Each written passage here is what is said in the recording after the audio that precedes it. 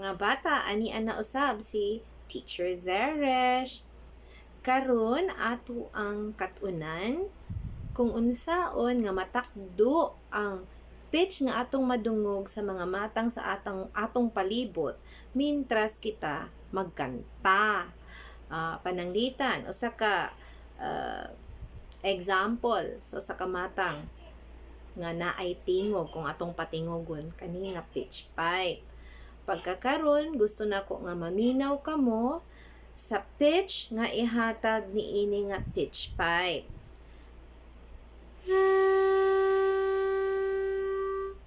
Kamo daw, iham kuno ninyo ang tono.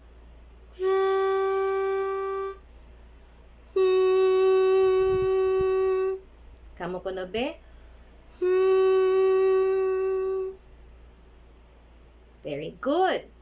Now, kaning atong pagham, atong alisdan sa syllable nga so.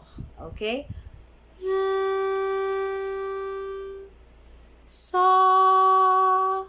Kamo kuno be? So. Sakto. Now, karon paminawa kung kapila kakidaghanon kini nga pitch nga inyong madungog.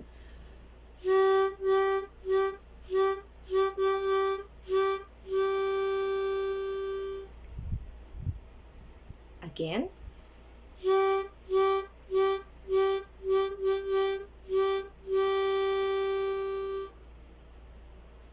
Nasulayan nato nga atong iham.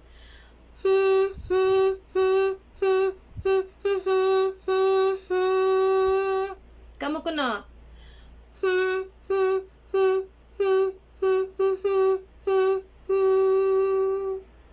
Now, ang atong pagham, atong alisdan og note nga so.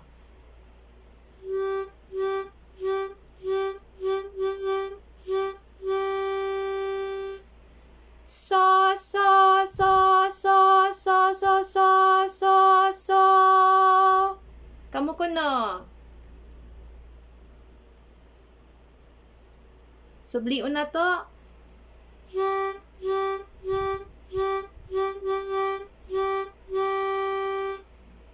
So, so, so, so, so, so, so, so, so. Correct.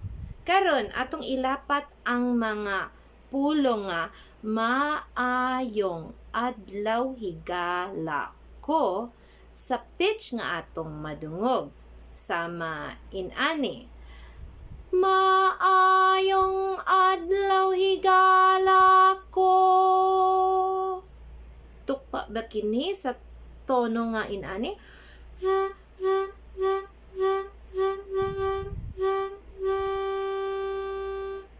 Tukma, di ba? Gatakdo, di ba? Ang pitch nga atong nadungog ug ang atong gikanta na kita kuno be magdungan tagkanta. Maayong adlaw higala ko. Kamo daw?